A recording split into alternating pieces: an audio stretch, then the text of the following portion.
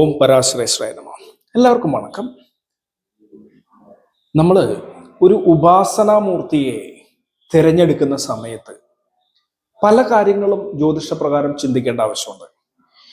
ജ്യോതിഷപ്രകാരം എപ്രകാരം നമുക്ക് ഒരു ഉപാസനാമൂർത്തിയെ തിരഞ്ഞെടുക്കാം, വളരെ ക്ലിയർ ആയിട്ട് നമുക്ക് ഈ വീഡിയോയിലൂടെ ഒന്ന് കാണാം. നമ്മളുടെ രാശി ചക്രത്തിലെ 12 ഭാവങ്ങള് 4 ടൈപ്പ് ഓഫ് വൈബ്രേഷനെ കാണിക്കുന്നുണ്ട്. ഇത് മുന്നത്തെ വീഡിയോയിലൊക്കെ ഞാൻ പറഞ്ഞിട്ടുണ്ട്. 4 ടൈപ്പ് ഓഫ് വൈബ്രേഷൻ, പഞ്ചഭൂത തന്മ എന്ന് പറയും. അപ്പോ നമ്മളുടെ 1-ാം ഭാവം എന്നാൽ നമ്മുടെ ശരീരം, ലഗ്നം എന്നാൽ നമ്മുടെ ശരീരം. ശരീരം എന്നാൽ ഫിസിക്കൽ ബോഡിയാണ്, നമ്മൾ ഈ കാണുന്ന ഈ ശരീരം. ഇത് 1-ാം ഭാവമായിട്ട് എടുക്കുകയാണെങ്കിൽ 5-ാം ഭാവം എന്ന് പറഞ്ഞാൽ മെന്റൽ ബോഡി, മനോശരീരം, മെന്റൽ ബോഡി. 1-ാം ഭാവം ഫിസിക്കൽ ബോഡി, 2-ാം ഭാവം 5-ാം ഭാവം മെന്റൽ ബോഡി, 5-ാം ഭാവം മെന്റൽ ബോഡി.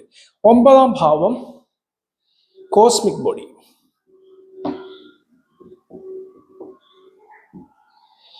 അപ്പൊ നമ്മള്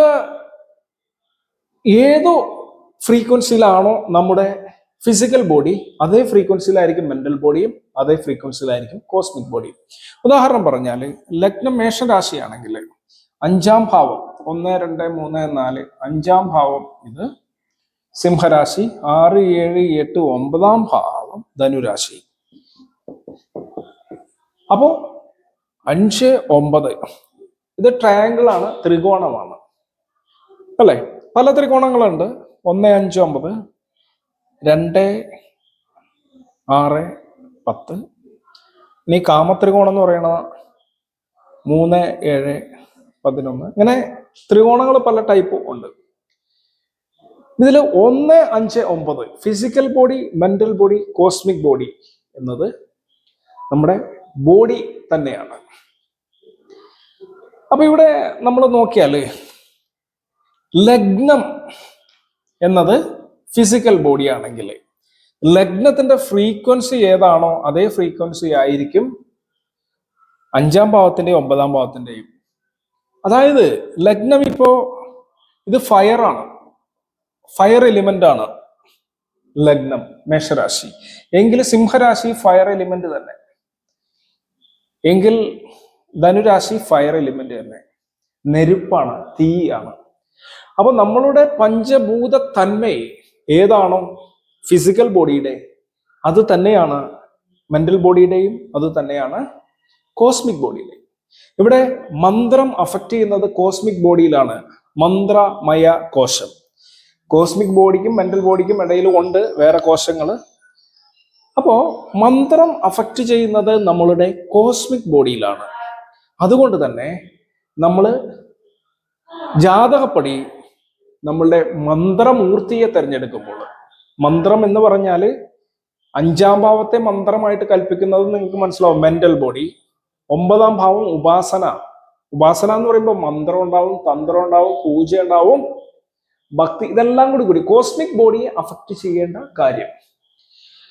അപ്പോ നമ്മൾ ഒരു ഉപാസനാ മന്ത്രം സ്ഥിരം ജപിക്കുന്ന ഉപാസനാ മന്ത്രമാണെങ്കിൽ 9-ാം ഭാവം എടുക്കാം, 9-ാം ഭാവത്തിന്റെ മൂർത്തി എടുക്കാം. അത് എങ്ങനെ ക്ലാരിറ്റിയിൽ എങ്ങനെ നമുക്ക് എടുക്കാമെന്ന് നമുക്ക് നോക്കാം.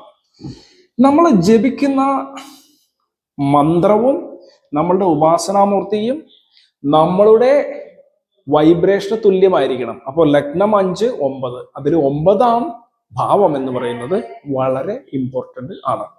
അപ്പൊ നമ്മൾ എങ്ങനെ തിരഞ്ഞെടുക്കും എന്ന് പറഞ്ഞാല് 9-ാം ഭാവാധിപൻ നിൽക്കുന്ന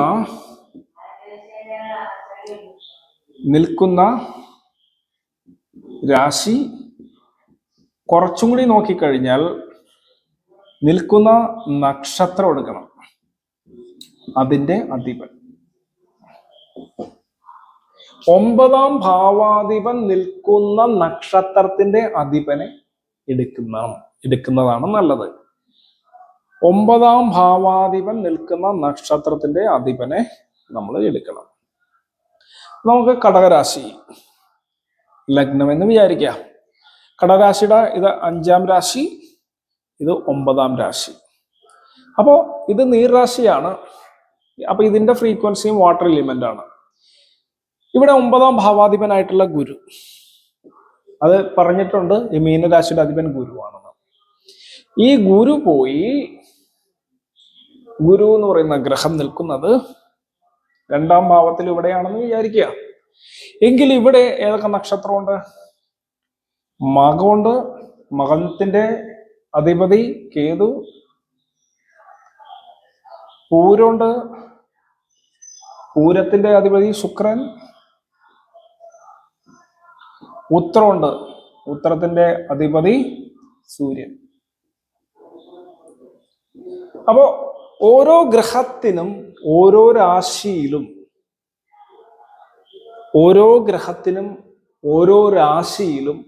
പ്രത്യേകം പ്രത്യേകം ദേവതാവിശേഷമുണ്ട്.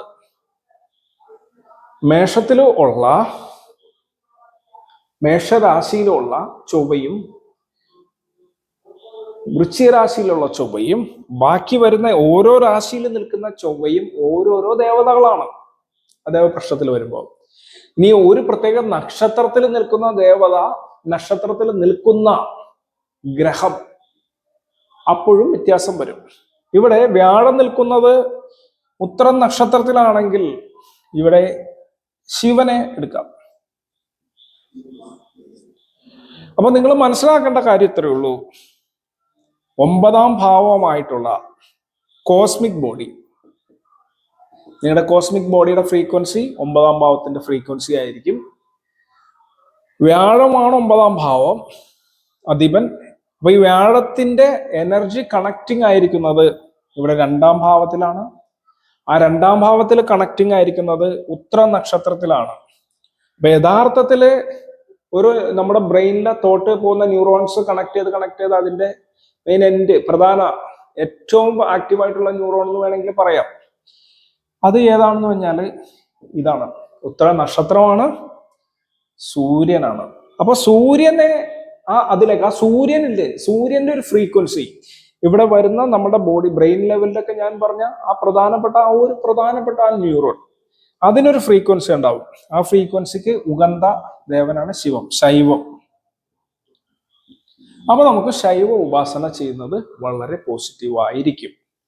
ഇവിടെ ഇനിയും വിധിവിലക്കുണ്ട്.